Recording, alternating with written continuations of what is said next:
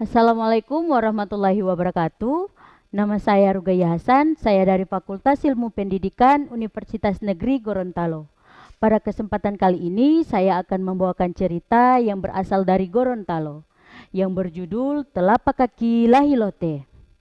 Cerita ini berawal dari seorang pemuda yang tampan dan gagah. Ia bernama Lahilote. Ia tinggal di sebuah rumah kecil di pinggir hutan. Suatu hari, ketika ia ingin beristirahat di pinggir sungai, tiba-tiba ia mendengar ada suara gadis-gadis yang sedang bercanda di sungai itu. Wah, suara apa itu? Dari mana sumber suara itu? Wah, ternyata ada 7 bidadari yang sedang mandi.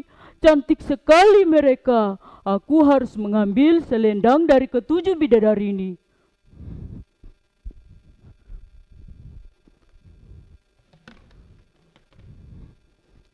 Karena hari semakin sore, ke-7 bidadari ini pun bergegas untuk memakai pakaiannya. Tapi salah satu dari ke-7 bidadari ini selendangnya sudah hilang. Kak, apakah kalian melihat selendangku? Tidak, Dik. Emang kamu meletakkannya di mana? Tadi aku letakkan bersama pakaian kakak. Akhirnya keenam saudaranya pun kembali ke kayangan. Dan bidadari yang paling bungsu ini ditinggal. Ayah, ibu, tolonglah aku. Aku tidak mau tinggal sendirian di sini. Akhirnya Lahilote pun keluar dari persembunyiannya. Hai gadis cantik, kenapa kamu bersedih dan menangis? Kamu tidak perlu bersedih karena Kanda akan menolong Dinda. Tapi Kanda, Dinda tidak punya saudara dan keluarga di negeri ini. Tenanglah, Dinda tidak perlu khawatir. Dinda bisa tinggal bersama Kanda di rumah Kanda. Akhirnya mereka pun tinggal bersama. Hari demi hari sampai di mana Lahilote ingin menjadikan gadis ini sebagai istrinya. Setahun setelah mereka menikah, bidadari ini ingin menumbuk padi yang untuk terakhir kalinya. Wah, benda apa ini? Sepertinya kau pernah melihatnya. Wah, ternyata ini adalah selendangku yang selama ini aku cari. Ternyata yang mengambil selendangku adalah suamiku. Suamiku jahat sekali. Aku harus cepat-cepat kembali ke kayangan. Di perjalanan yang menuju ke kayangan, ia melihat suaminya sedang beristirahat di pinggir sungai. Ia pun meludahi suaminya tepat di dadanya. Waduh, air apa ini? Sepertinya air ini air yang keluar dari mulut istriku. Apa jangan-jangan dia sudah menemukan selendangnya?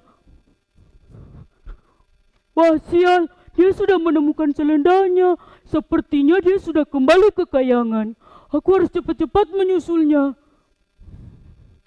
Sesampainya Lahilote di kayangan, ia disambut oleh ke-7 bidadari yang wajah dan kecantikannya sama persis. Tapi ia pun kebingungan karena dia sudah tidak mengenali yang mana istrinya.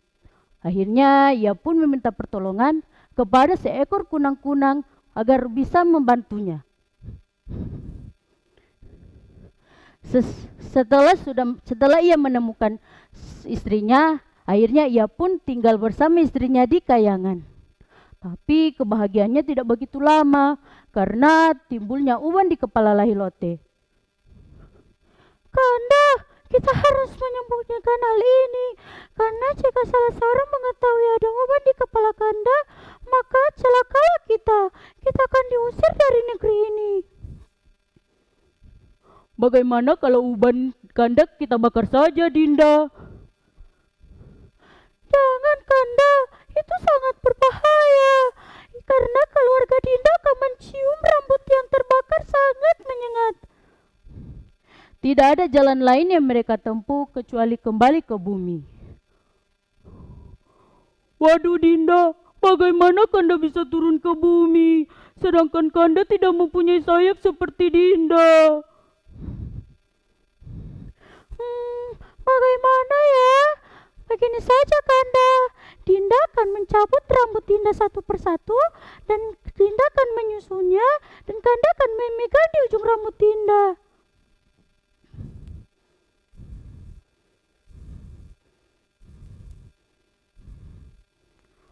Waduh, gimana ini? Rambut Dinda sudah habis, sedangkan suamiku belum saja sampai ke bumi. Akhirnya tubuh Lahilote pun melayang-layang di antara langit dan bumi. Namun cuacanya berubah, angin topan bertiup kencang disertai hujan deras.